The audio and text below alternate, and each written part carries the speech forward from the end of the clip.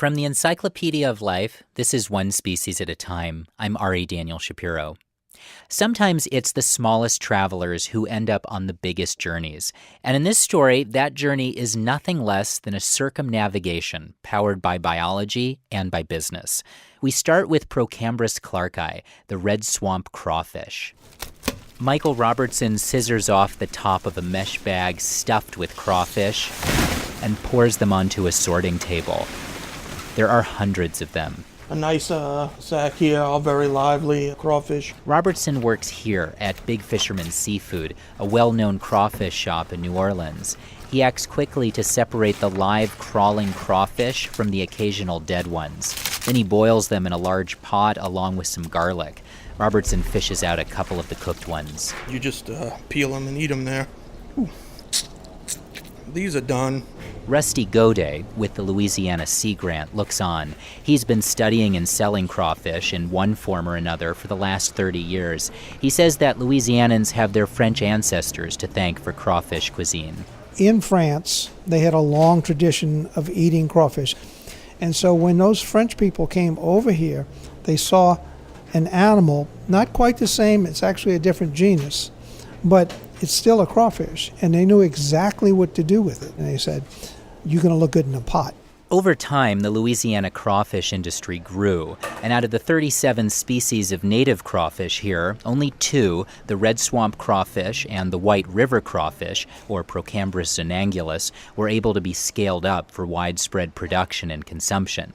Now, our journey, that circumnavigation I mentioned, gets set in motion when in the 1800s, a couple hundred years after France first stepped foot in Louisiana, the French needed help with their crawfish. The population of the native French crawfish has been decimated. And it wasn't just France. From Spain to Scandinavia, native European crawfish populations were on the decline.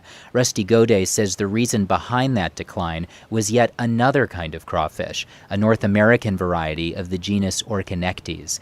Orconectes was brought to Europe, uninvited, and it carried a North American fungal disease across the Atlantic. The European crawfish, once they got exposed to these North American diseases, it pulled the population down and virtually stopped the possibility of them developing a commercial industry. The solution was to introduce Louisiana's red swamp crawfish into Europe. It took Spain years to implement the introduction, to verify this was the right course of action.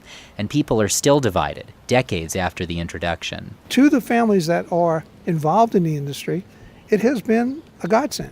It helped bring back a Spanish crawfish festival, and it's become food not just for people in Europe, but also for a number of birds and mammals. But then there are the problems, like when the crawfish burrow into dikes, riddling them with holes so that the water held inside just flows out.